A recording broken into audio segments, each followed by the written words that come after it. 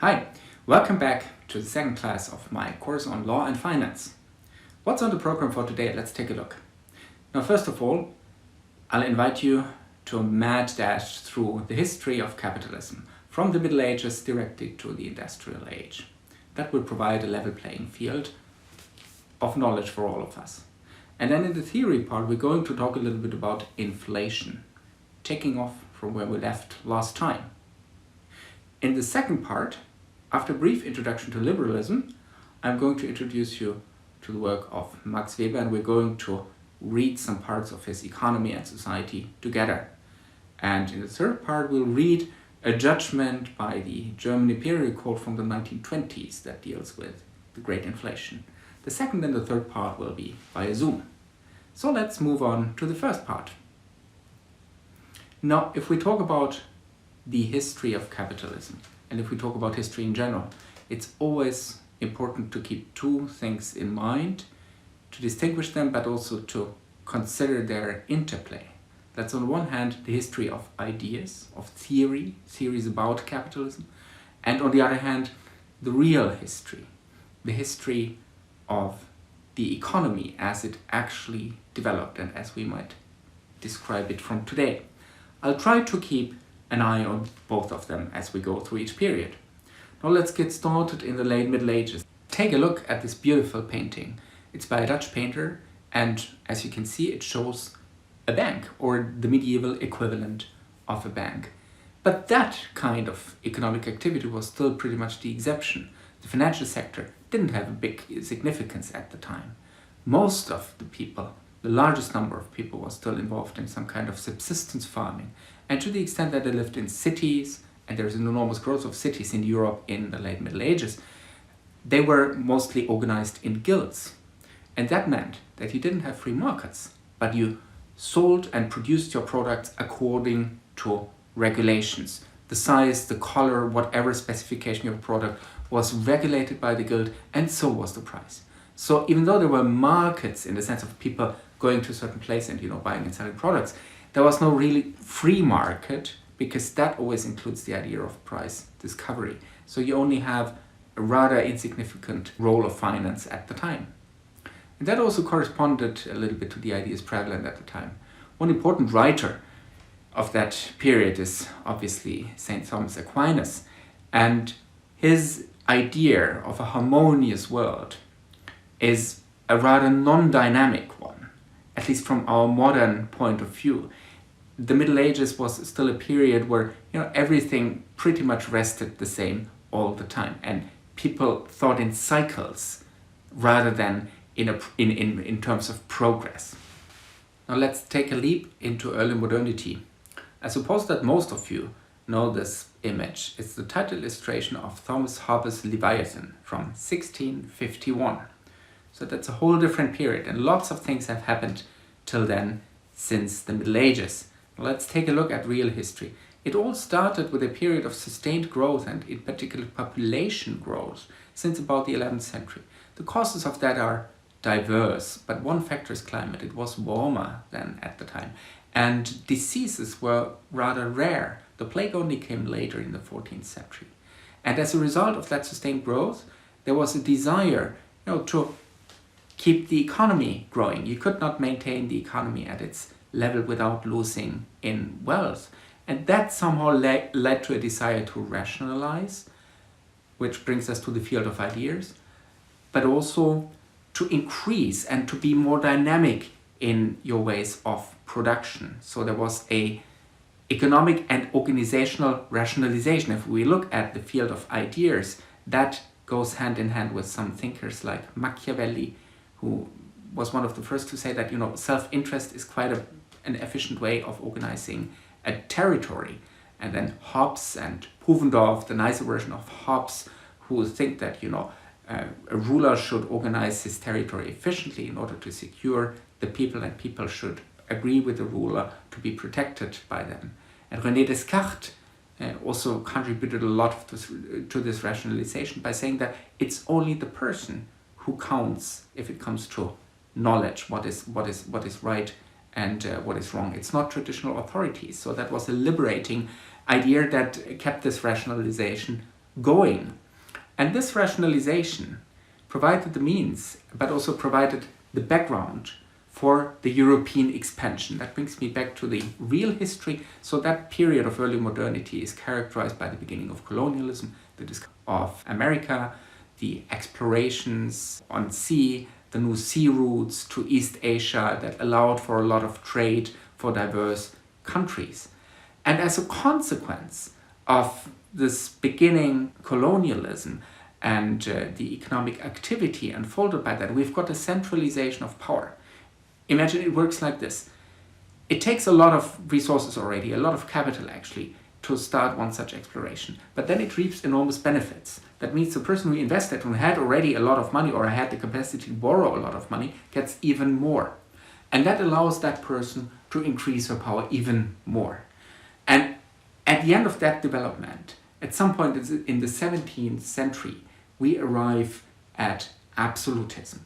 Of course, that went hand in hand. That whole process of transformation went hand in hand with a lot of wars.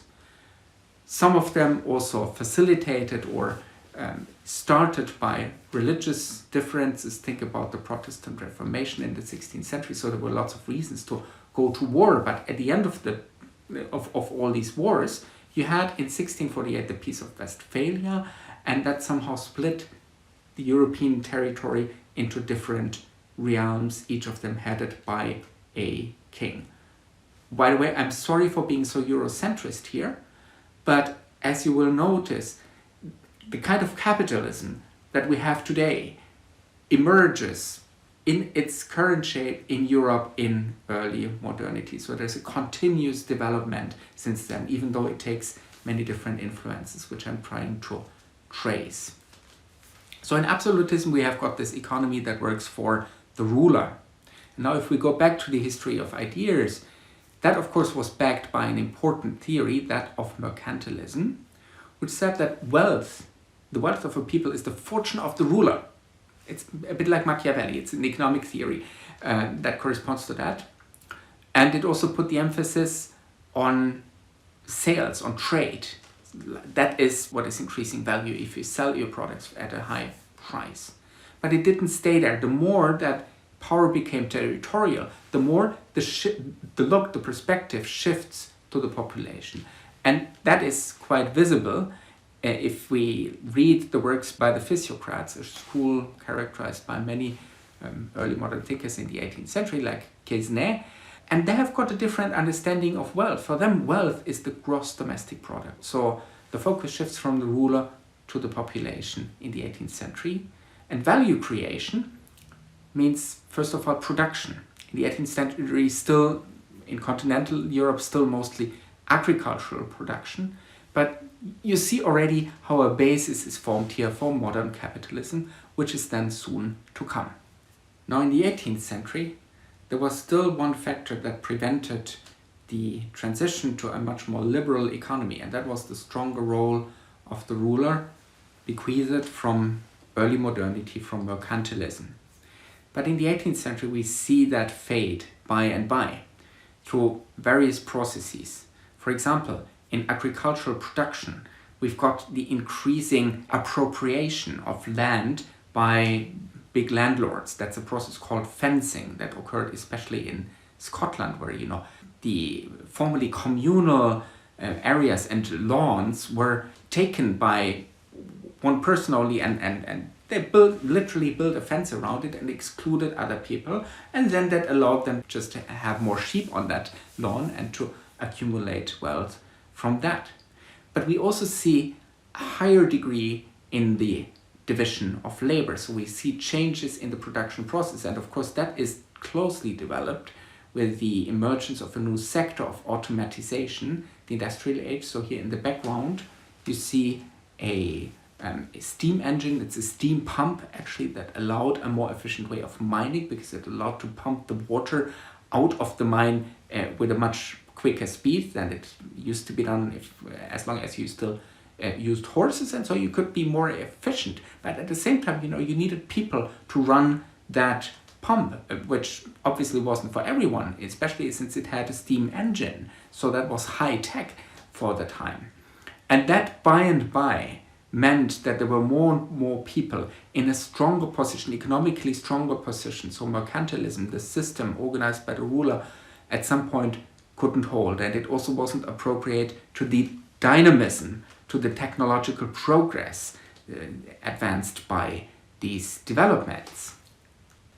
And that whole process, in which we now see the development of modern capitalism take place, was supported and inspired by intellectual writings. For example, the concept of property had to exist in theory, not only in practice. And in that respect, John Locke is crucial. Someone who invented basically the idea of property as a natural right. The same goes for self-interest. Now, we heard already about Machiavelli, who talks about the self-interest of the prince. But there's another writer, much later in the 18th century, Bernard de Mandeville, an English writer, actually a physician, I think, by profession. He wrote a book called The Fable of the Bees. You see the title here. And that is a metaphor for the bee as a morally solid way of living. You know, you cooperate, but you're ultimately self-interested. So what interests you is your own survival. And that made profit-making an accepted social capacity, which it wasn't in the Middle Ages, when everything was supposed to remain sort of the same. Because as soon as someone makes profit, there is a certain dynamic that will unfold in society.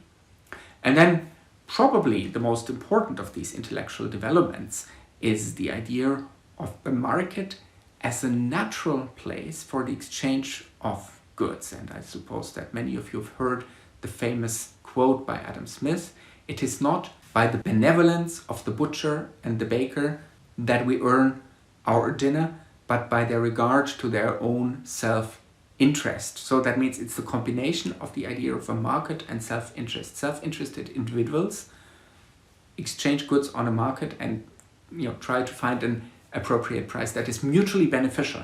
So that means that if each of us pursues their self-interest, the invisible hand of the market will optimize the outcome of our activities. And then we are intellectually and in reality at the stage of capitalism. At the time, that was still pretty much a liberal capitalism, one that hadn't to be regulated by the state. In early modernity, the problem was that the state always wanted to intervene. And people like Adam Smith thought that state activity was mostly harmful to this efficient process of the market, and the state therefore should rather keep a back seat. And one important writer that came up with this idea that the economy is pretty much self-regulating is Jean-Bernard Say. However, there is no development without downsides.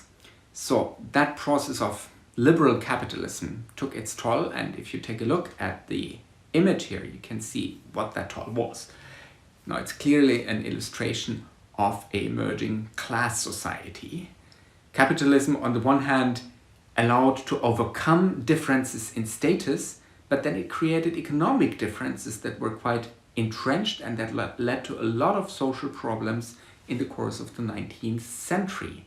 And those problems are related to the formation of a working class by industrialization, by urbanization, many people coming to the cities and working there, at least up until the middle or the last third of the 19th century, at very low wages.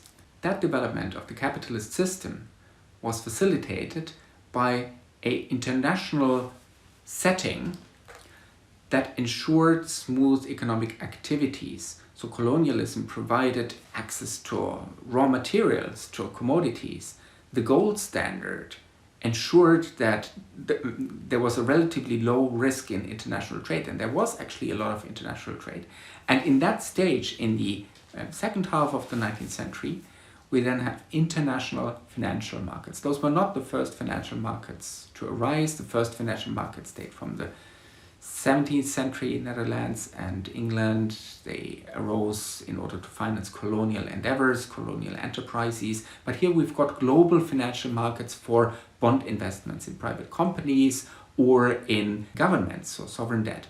Some of the private companies in which you could invest were, for example, the company construing the Suez Canal, or the Panama Canal. The second one failed, so that was quite a risky investment. But you see again how this financial market was crucial in order to allow this dynamic development of capitalism in the second half of the 19th century.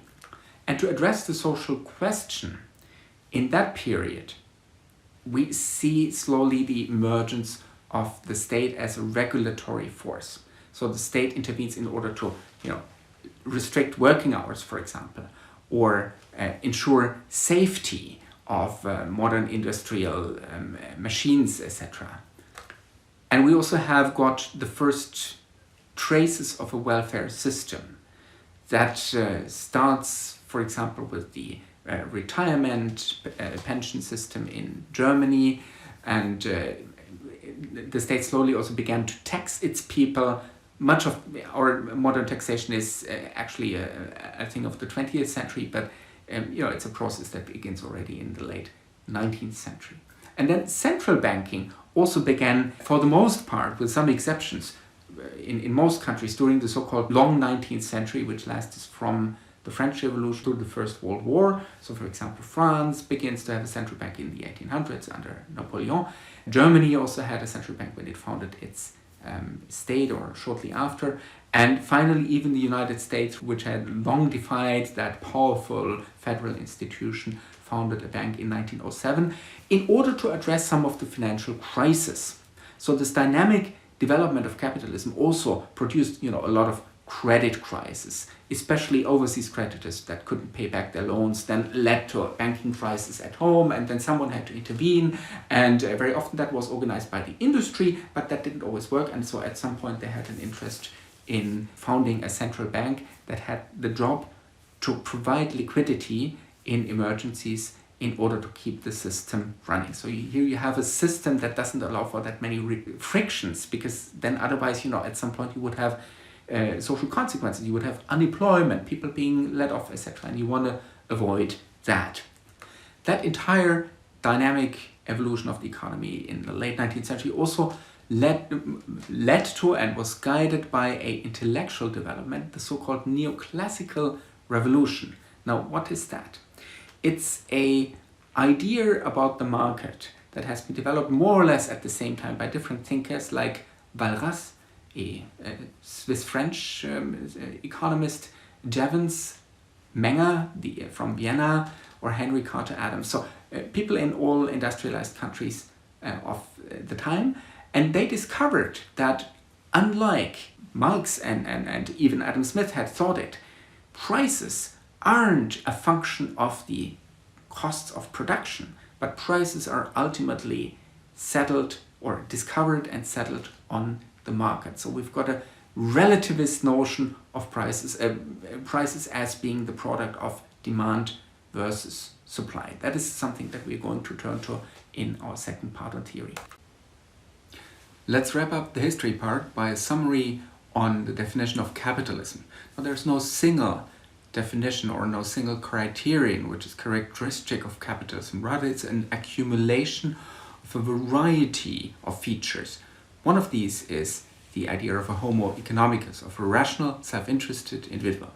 Then modern Western capitalism is characterized by a high degree of a division of labor, by private property, and private property in turn allows for the accumulation of capital.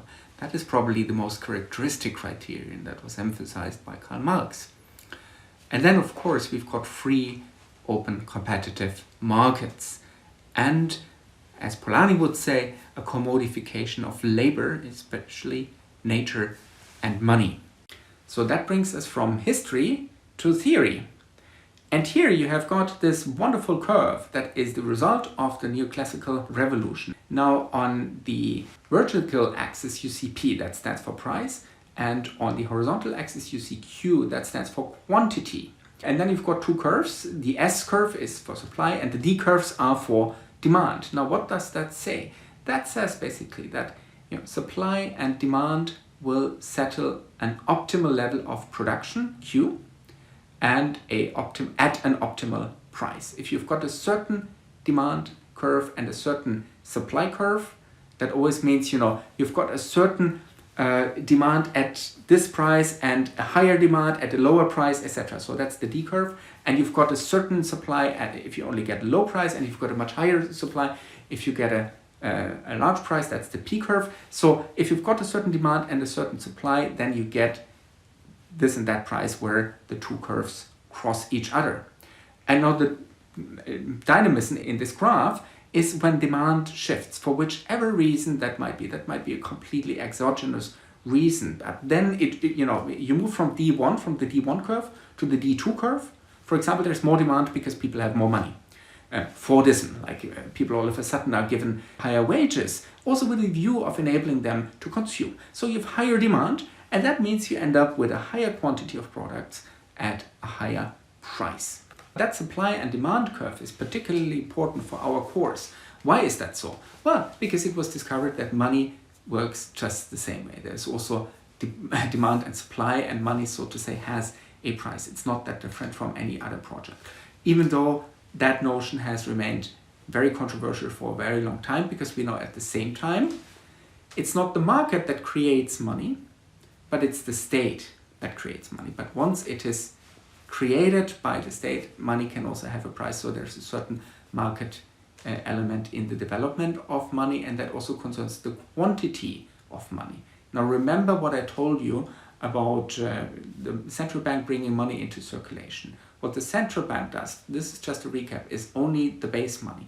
And the whole quantity of money, the different types of money, which runs from short-term deposit to longer-term deposit, those different types of money, they are the creation of the banking system, which hands out loans at a certain price. And those loans, we looked at that last time. If you forgot about that, then you can go back to the video. Those loans, they increase the quantity of money in an economy. And of course, the bank does so only if there's a demand for money, if there's a demand for credit. So we've got this dynamism of demand and supply also to some extent, and with all qualifications. Some things are still disputed here, but we have a basic demand and supply function also for money. So the price of money depends on supply and demand. The price of money is determined by the relation between the quantity of goods available in an economy versus the quantity of money available. The more money you have in your economy per unit of goods, the higher will be the price. And the less money you have per unit of goods in your economy, the lower will be the price. Now that brings me to the next topic, which is inflation. Our central topic for today. And here only, how does inflation work very generally? Well, inflation is a function of the demand and supply of money.